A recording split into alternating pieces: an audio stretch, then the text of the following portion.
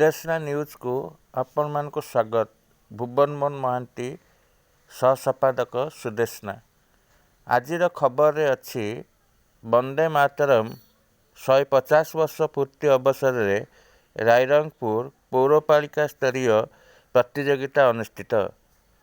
मयूरभंज जिलार बामनघाटी उपखंड रायरंगपुर सहरस्थ स्थानीय महता भवन ठारे वंदे मातरम 150 वर्ष पूर्ति अवसर में पौरपालिका स्तरीय प्रतियोगिता अनुष्ठित हो जाइछि। एथिरे वक्तृता, रचना और चित्रांकन प्रतियोगिता आयोजित होइथिला बेले प्राथमिक, उच्च प्राथमिक, उच्च विद्यालय और महाविद्यालय स्तरीय छात्र छात्री अंशग्रहण करथिले।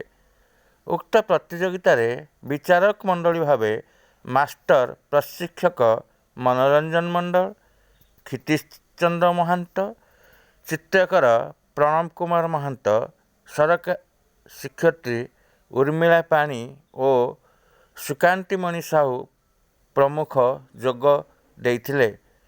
पुरस्कार वितरण समय मुख्य अतिथि भावे रायरंगपुर म्युनिसिपालिटी कार्यनिर्वाही अधिकारी शकुंतला हांसदा और सम्मानित अतिथि रूपे सह ब्लॉक शिक्षा अधिकारी कार्तिक चंद्र कारुआ प्रमुख जोग देई कृति प्रतियोगी मानकु मानपत्र और ट्रॉफी दे पुरस्कृत करथिले।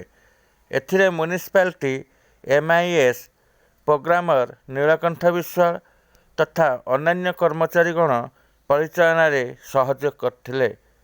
समस्त विद्यालय महाविद्यालय गाइड शिक्षक शिक्षयित्री उपस्थित रही। Mayurbhanj Rairangpur Shyamalendu Parida report, Sudeshna news.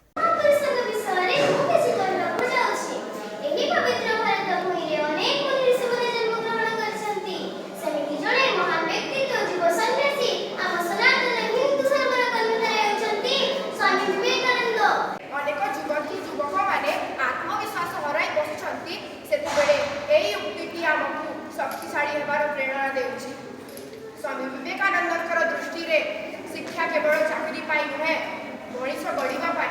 से कही शिक्षा हेउछि मनीषर भीतर थिबा पूर्णतार प्रकाश।